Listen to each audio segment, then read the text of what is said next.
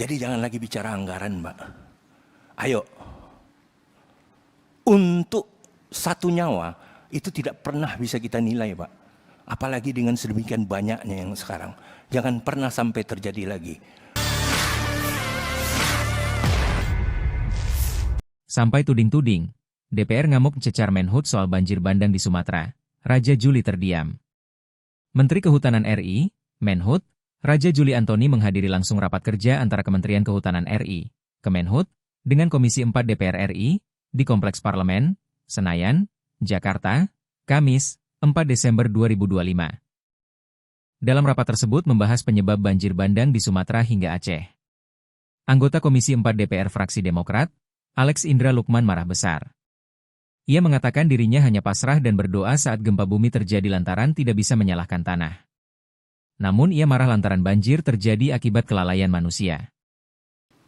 Data yang Bapak sampaikan, deforestasi hutan yang turun.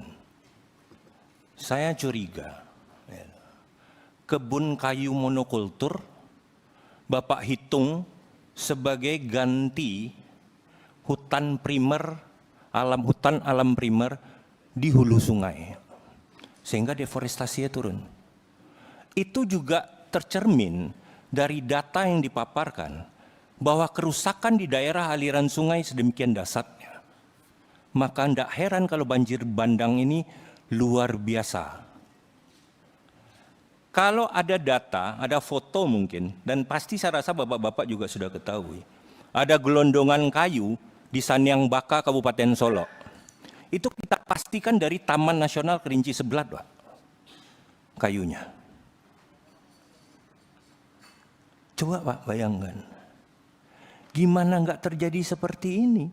Kalau memang pembiaran itu sudah terjadi sedemikian lama, Pak.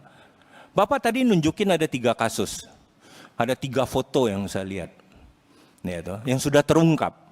Apa? Ayo upaya pemulihannya. Saya pastikan sampai sekarang juga belum. Ini kan yang disampaikan ini baru cuman soal pembabatan hutan, pembalakan liar, secuil Pak. Bapak tidak paparkan data tambang ilegal yang menghancurkan hutan sedemikian parahnya. Ayo dong, buka.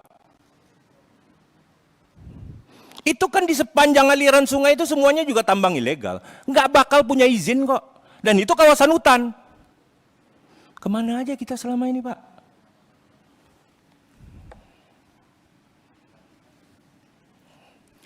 Sekarang, kalau mau bicara dana rehabilitasi, Pak, saya sudah hitung, Pak.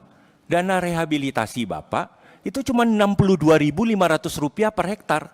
Apa yang mau direhabilitasi, Pak? Sekarang masa tanggap darurat. Setelah itu kita akan masuk rehabilitasi dan rekonstruksi. Saya harapkan Pak Menteri, Pak Wamen beserta jajaran, ayolah. Di rehab rekon ini, hutan ini juga harus direhabilitasi.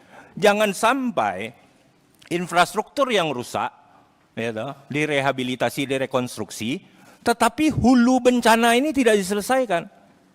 Kalaulah siklon ini pertama kali dalam sejarah sudah terjadi, itu kan tidak menutup kemungkinan akan terjadi lagi, toh. Jangan nanti curah hujan lagi yang disalahkan.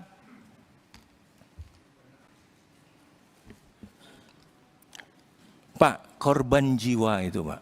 Tidak cukup lagi duka dan sesal kita di sini mengobati itu gitu loh. Berapapun mahalnya biaya rehabilitasi ini, itu juga tidak bisa mengganti nyawa saudara-saudara kita. Tidak bisa mengobati penderitaan saudara-saudara kita di Aceh, Sumatera Utara, dan Sumatera Barat. Jadi jangan lagi bicara anggaran, Mbak. Ayo, untuk satu nyawa, itu tidak pernah bisa kita nilai, Pak. Apalagi dengan sedemikian banyaknya yang sekarang. Jangan pernah sampai terjadi lagi. Jadi all-out cost ini harus kita selesaikan. Bapak juga bicara tadi soal masalah mitigasi. Mitigasinya seperti apa? Aplikasi basis apa lagi? Ini kan butuh kreativitas baru, Pak. Butuh ide gitu loh. Sumatera itu daerah yang berawan. Citra satelit itu sudah nggak bisa lagi menembus itu gitu loh. Ini kan yang terjadi selama ini kan soal satelit, nih kan data-data satelit, buktinya hutannya tetap gundul kok. Oleh karena itu ayo dong, apa? Sekarang kan ada teknologi radar. Radar Sentinel itu bisa membaca bukaan lahan 0,1 sampai 0,5 hektar. Ayolah, jangan lagi kemudian berpikiran masih yang kuno-kuno gitu loh Pak. Sudah tahu dengan teknologi yang sekarang tidak memadai, ayo dikembangkan dong. Dipikirkan caranya. Tidak hal yang gagal kita ulang lagi terus-menerus gitu loh. Jadi tolong Pak Menteri Besar, ini benar-benar serius lah Pak. Ya, kita tidak berharap ini terjadi lagi Pak. Kami di Sumatera Barat itu Pak, kalau gempa udah makanan sehari-hari Pak. Ya. Cuman itu ya di dalam tanah ya, nggak ada juga yang pernah bisa kami salahkan gitu loh. Ketika tanah ini bergerak gitu loh, karena tidak bisa dimitigasi gitu loh. Belum ada juga ilmunya sampai ke sana gitu loh. Maka kami kalau di bawah 6 skala Richter nggak lari Pak keluar rumah Pak. Kalau sudah di atas 6 baru lari keluar rumah. Tapi kalau ini bisa Pak, ini bisa dimitigasi. Kita tahu penyebabnya.